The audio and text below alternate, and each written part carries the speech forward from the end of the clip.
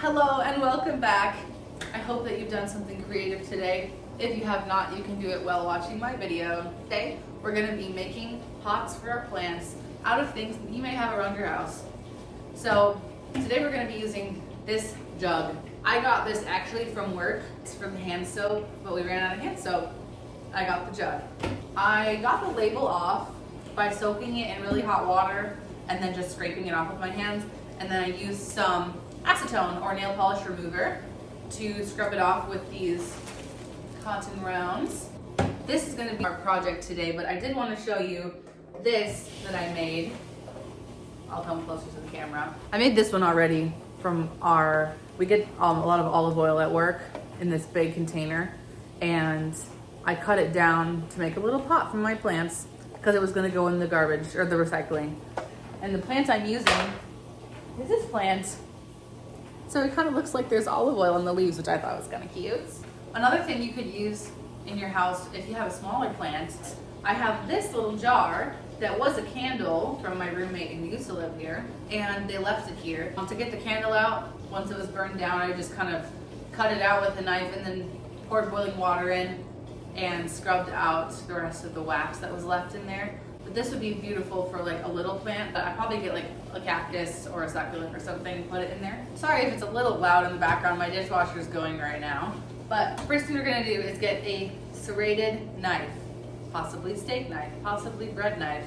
Probably not a bread knife actually, now that I'm thinking about it, because it has to have this little pointy tip to it. Be careful, knife safety. What I should be doing is standing on this side of it. I'm just realizing now. So the reason I allowed myself to do so much extra room is because I don't know if you can see, but it's very a wavy cut. Let's cut this to be an even line around. So I usually try and find the lowest point, and then I just eyeball it. You're trying to keep your scissors as level as possible.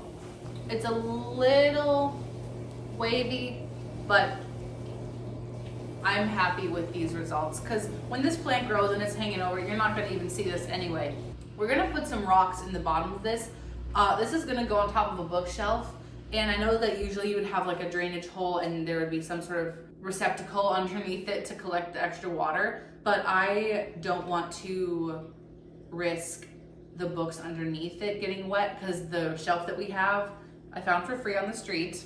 Love it, but it's kind of like a grate. So if it did overflow, it would get on all the books, and that would be very sad.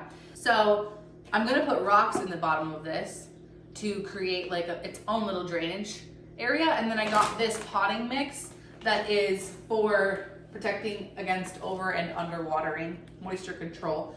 Hopefully that will counteract. And of course, because this is a little bit see-through, I'll be able to kind of tell if there's lots of water in there. And if it doesn't work, I can always repot it for later, but I looked up online and it said it should work if you have rocks in the bottom. I don't know if I have enough rocks, but we'll find that out.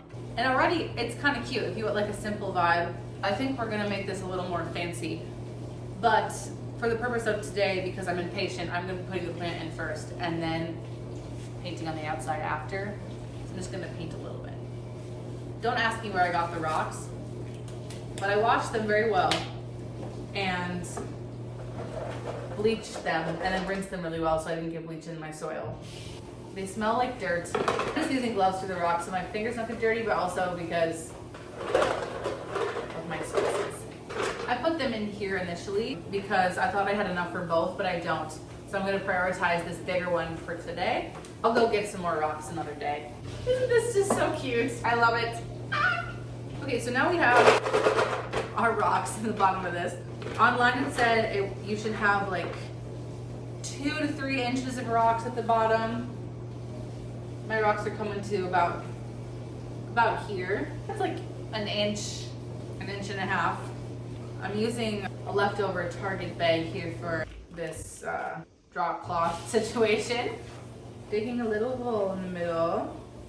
Take what I'm doing with a grain of salt, but this is just what I'm doing. Does not want to budge.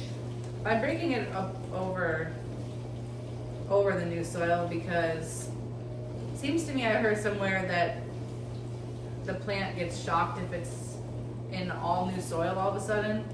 I don't know, that's just, I feel like what I've heard. I might be doing this a little too aggressively. There she is. All right, look at it.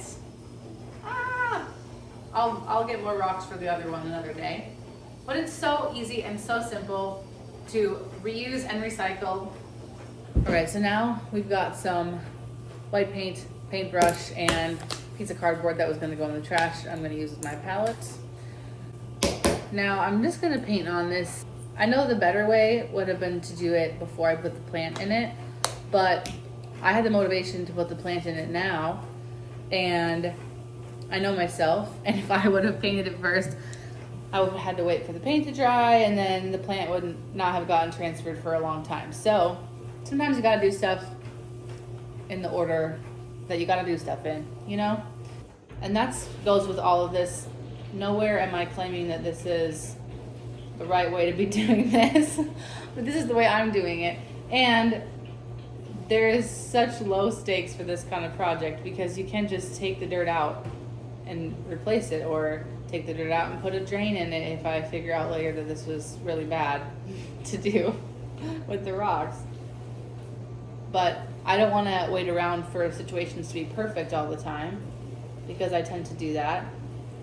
When the stakes are low, you might as well take the risk, right?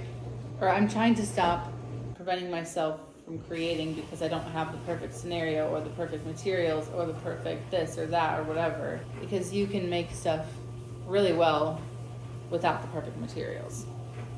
All right, we're all done. It's on the shelf now.